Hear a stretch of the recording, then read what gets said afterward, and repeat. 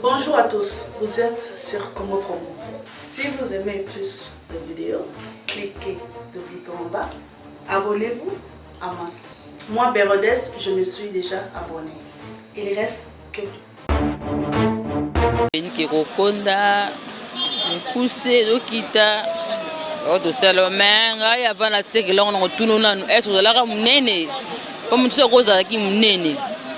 Pota libume koto makasi pota libume bendaka pena mibale kondisaka biso basi efongola biso vagin na biso fona tuna onano est-ce que pays na laka munene to laka mukie sabi na ngata la kota habitela kota ba ndo ta mwasi nde yango wana.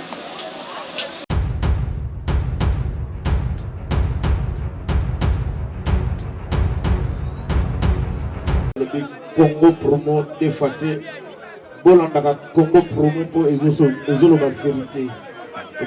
Avec Congo Promo, it's not the same. C'est pas pareil. Raf Gendo. Check. Hugues la coiffe Ikote. Et enfin, je suis arrivé. Salon Hugues la coiffe Ikote. Non seulement c'est un salon de coiffure, mais aussi une machine de transformation des hommes et femmes. Regardez-moi comment je suis. Vilain. Mais attendez, 2 minutes. Bogard. Vous allez voir.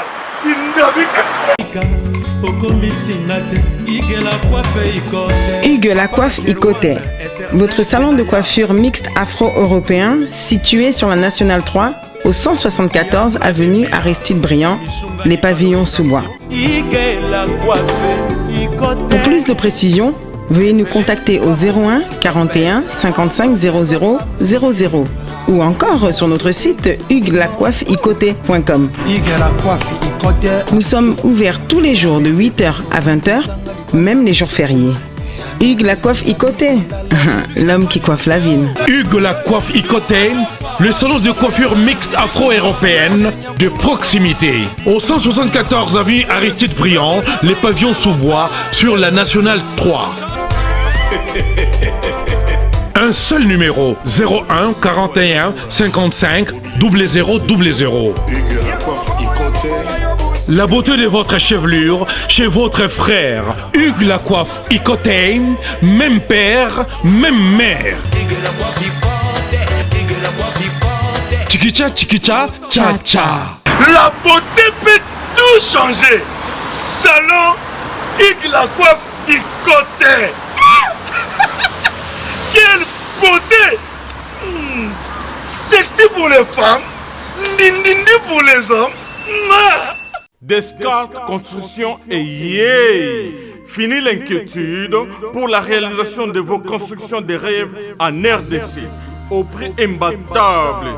Grâce à votre entreprise installée en RDC uniquement pour vous, spécialisée en construction, réfection, bâtiments, immeubles, vente de terrains, travaux publics, avec les ingénieurs architectes qualifiés au prix incroyable. L'escarte Construction est aussi spécialisée en luminosité des bâtiments et éclairage public, installation des systèmes d'alerte, intrusion pour des maisons et véhicules et tout d'autres services. Nous acceptons aussi les paiements par tranche au prix incroyable. Pas d'hésitation avec Descartes Construction. Vous serez jamais déçus. Pour tout contact, notre email est descartesconstruction@gmail.com. Notre numéro de contact plus 447 93 92 82 813 et appelez-nous pour Kinshasa plus 243 89 91 56 86 2. Descartes Construction à Tozana Mbongo Moké, opération Tongana RDC. L'agence d'export et d'import Michel Atlantic Shipping et yé bana ya Canada, bana ya USA, bomitungisa lisusu te. Pour tous vos achats et ventes de voitures, pièces de rechange et les accessoires possibles. Na koti na ba koli na bino na Kinshasa, bomitungisa penza te. Please, bakoya koza koli tina ndako. Pour tout contact, benga Michel Lukadi. Plus 1 508 371 60 43 USA na Canada. Pour na Kinshasa, benga na plus 243 89 551 30 38. Michulu Atlantic Shipping, Yaboye, Bazuapi. Raph Ngindou, félicitations pour la promotion, ça la pour l'artiste. Que Dieu te bénisse. À connaît pas demander, il n'y a rien en face. Congo Promo, Raph Ngindou nde. Merci nada bena fier na Congo Promo. Et ça sito bena no number one. Do sito bena intellectuel. Boss Raph Ngindou en tout cas na passivement bambot. Raph Ngindou le présentateur la force créative Congo Promo. Congo Boroto ça la force militaire na Congo Promo. Et faites comme moi, allez voir Congo Promo, tv5.com. Donc au nom de Jésus-Christ, nous bénissons le Congo Promo. Avec Raph Ngindou, Congo Promo ne tombera jamais. Piccolo Congo Promo nde. Ouais, balobi Raph Ngindou. Congo Promo toujours, grande puissance. Come on. Congo Promo qui torcos net na film. Congo Promo babunda na nango. Raph Ngindou. Congo Promo. What a plus, what a des boss là. Bonjour, bonsoir, très chers abonnés de cette grande chaîne Congo Promo TV. Et c'est mon ami Zalarasso qui nous a bossé caméra et Gianni célèbre Lunda, baby garçon slim. Et voilà, un grand merci à mon boss, Messie Raph Ngindou, les boss américains. Et voilà, toujours dans la commune de Matete. Hein, toujours dans la commune de Matete, nous avons profité plutôt interviewer ma maman là, baté karbaki c'est bokoko, bah expliquer biso bokoko eza et nécessité ya bokoko na vie ya ba ya moi si to pe ya moi la mobile les alara nini. Et voilà mes dédicaces à ya Papi le roi carte limitée formule souka pene pene Papi le roi tout le monde a José Ndombe, hein, José Ndombe, HP le king Christian Dan de Sexy Boy depuis Maroc, batunanga ya Kati. Et voilà Pamedi Mimbenga ma copine lelo descente na commune ya Matete. Total écoute anniversaire parce que na botama lelo mais tout anniversaire mon panzi abi musalande boulonde Congo Promo musalande. C'est pourquoi lelo maman wana ba maman ya bokoko ba ko expliquer biso en détail qui si moko na moko hein et si utilité na ngo ezalaka nini et puis nécessité na ngo na vie ya mutu ezalaka nini. Et voilà Venceslas aime beaucoup à Chartres. Voilà clin d'œil à toi. Bonjour Tantine, bonne santé. Bien. Ouais voilà, le lotoyer, tous ont besoin d'explication. Babilo, on subit tout le monde à lotoyer par un besoin d'utilité dans le côté. Les petits lotoyer biquet, tout le monde a bassi par rapport à bassi et puis n'a mis bas les pains. Le bi ezara na qui Simon besoin il sera vagement à moi si vierge. Ya solo. Ya solo. Le vierge, penate qui est ngo bota maki mais on sentit gratté. Ngo zalaki et ça change mes côtés. Qui si on ezara ya romela ou bien basala na ngondeni. Et qui sont là ya sipo obaka na vagin na biso na tongo tu la pe na mai neti bakisa pharmacie ya koma hydrolin ko biso pe qui simtu na vie na bassin mai ya pas pour vandeli. Et voilà, est-ce que ils ont un inconvénient lorsque au kozonga mkie bongo parce que zaki déjà au fongwa maki déjà au kozonga mkie on inconvénient exacté et inconvénient exacté. Babe lo ngona so la excela mabe yo sela ngona tamoko ke oyo kusunga yo o sela ngo tout la fate wa mabe so ndeti pona ba papa bi o ba papa o bazara makasi te ezala pena ba kisi o ezongi sara bango makasi o ikomi sara nani mulai ba mela rango ba sala na ngo nini est-ce que ba biloko nyonso wana à la longue ezonga na taille initiale ngo te ou bien etika la bongo pour pona libela tika la bongo eza naturel po tele ti ba film ti moi o ya nini ba shera lolo wana eza kisi ba salela kai ya pakola kale atika la bon naturel il est petit mibali pe zali pe tant azo pakola ngo azo mela tika la pona libele ke longa soutien to ezo ngani zala kite ya respecter ka kisi na ya sombi c'est tout. Parce que bakisi wana et pas mindele ça moins cher et pas na biso na bokoko pour ni babilo na biso ça moins cher et ça parce que bokena kozango bobu ko investir bobu kango gratuitement ou bien bilo bokena bosombi par rapport à prix hein bino bokena kosomba ou bien bobu ka gratuitement. Bon tota la pena ndenge ya mboka supende de tambola mbongo ezati biso na biso mo so pesi prix mode perte qui se dote kande c'est to benga o yankoro qui s'est mis bas le pesa force Pour le coup de pied, caprica, un bon qui a sur les bosses spéciales couleur cocatin, photo qui kaka. Alors, tu as un bongo, pour biso awa, tu as le coin à dépôt. On te la PSC. Parce qu'on a le but pour un problème, il y a des petits gens qui sont morts, qui sont encore boyés, qui filles, qui sont les cas, ou qui sont lignés, surtout aux oies, qui sont na éviter. Est-ce que bien on peut utiliser un autre pour bosser un agneau, on peut bien utiliser un autre. La bonne c'est qui n'a la question de tuningate. Nous singa to olinga na mubali. Ngade mbali nga kabila nga. Ba to linga siko na hotela ngopo na nini. Ba to tekela bango na o ba ya rakete yena mobali nani ba balinga ni mbala nga mone kilo liboko pena dépense pena ko sate. Ya to sela ba to bongo. Leso mbali da kabila ko o sala ngote.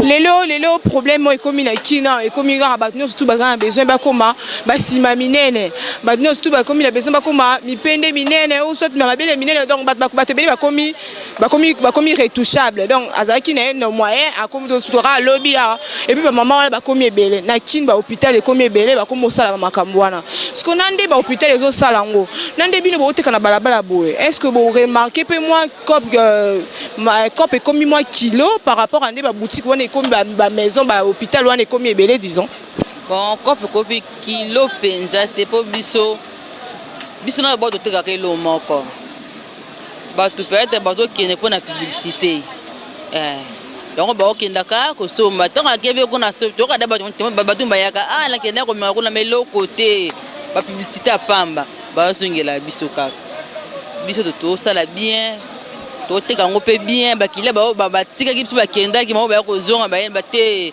bino kaka bango te bon nde ba bimisi biloko na bango wana ba mutamda ki senga sala ke to sombi po biso na wenze mais elambeli ekeseni ba groupe ekeseni Skonde ti bango la plupart et ça là même faut qu'on purger, to faut retirer ba tomate pommade na ba fesse. Est-ce que y a yo pe isa bongo ou soit y a yo isa ya komela ou soit ça n'est plus comme pe na éviter ce ko déranger ko tanga kombo aki sian. Biso ça la simekoli na pommade té. Biso ça naturel. Ça ka ba ki na biso ya bukoko kaka bakasa na biso to sangisi mélange.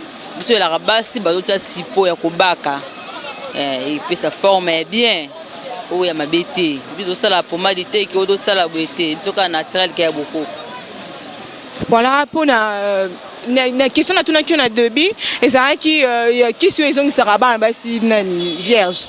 Est-ce que qui si on tangela biso pe kombotin? Ba qui tout ça la ngé belé to na RDC, to na sukal, to na libango océan. Ce qu'on est si RDC. Na kopesa ngona muto déjà bota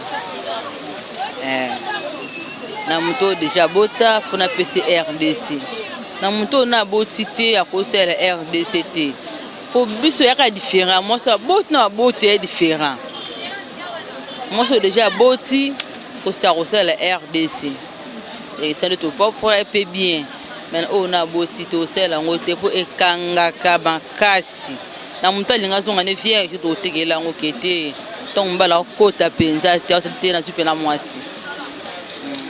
Voilà la nyonso wana to lobi est-ce que l'exception quelques qui ici au principe so comme on l'exploite moi 5 qui au principe na utilité nango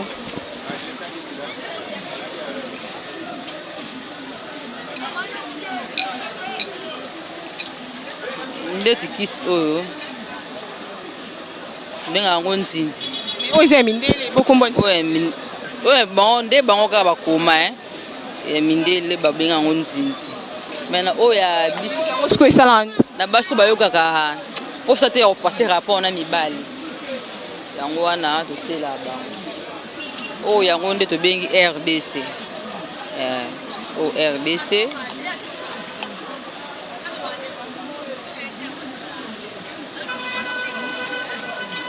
oh my God naturel kis na biso moko mibali mbalo bazan éjaculation précoce bana force venir ko passer rapport na mo césate ya rando meloka na ti na tongo na pokwa yango to bengo my God ya naturel ya biso moko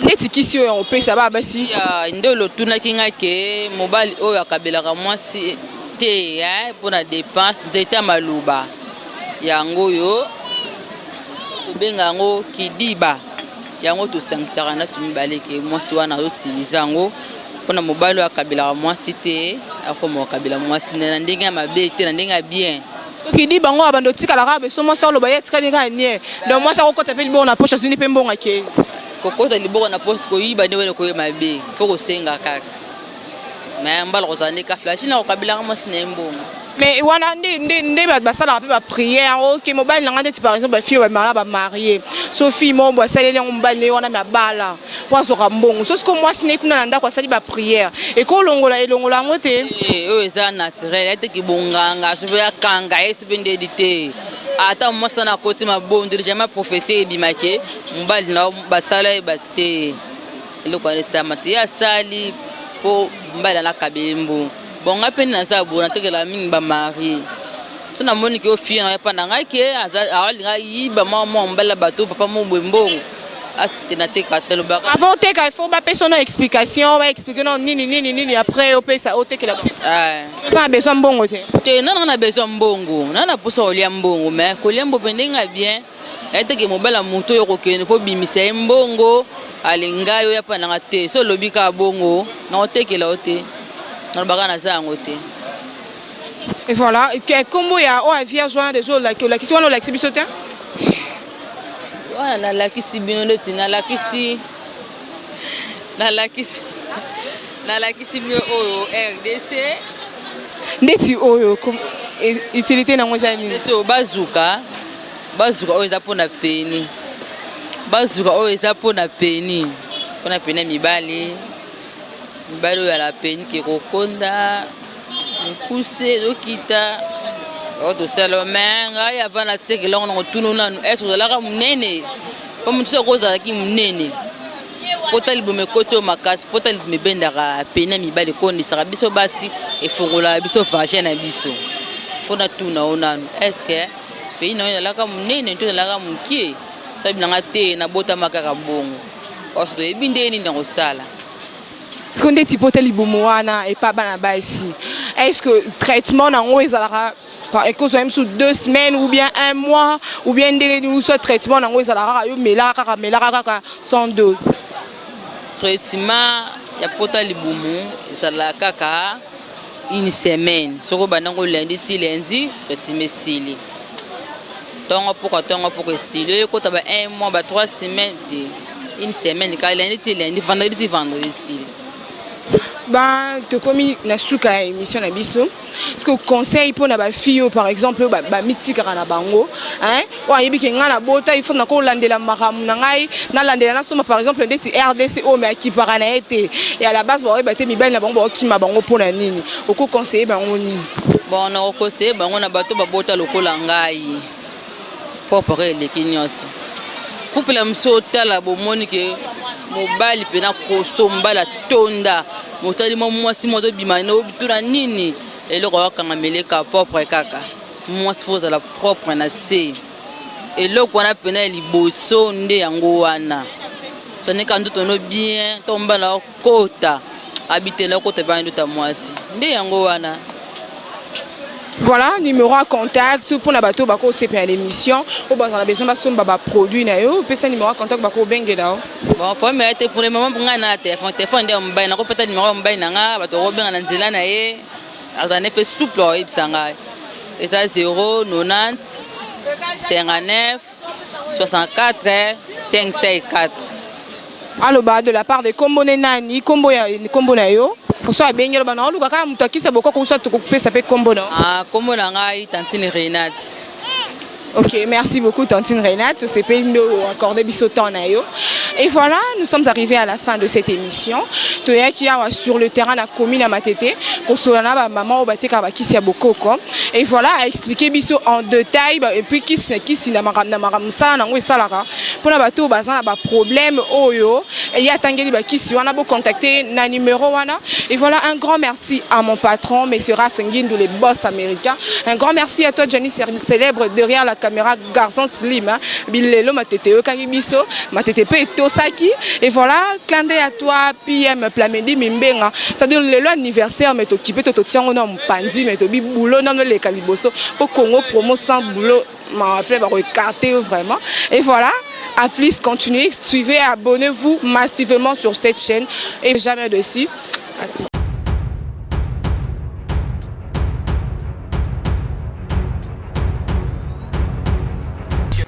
Bonjour à tous, vous êtes sur Congo Promo.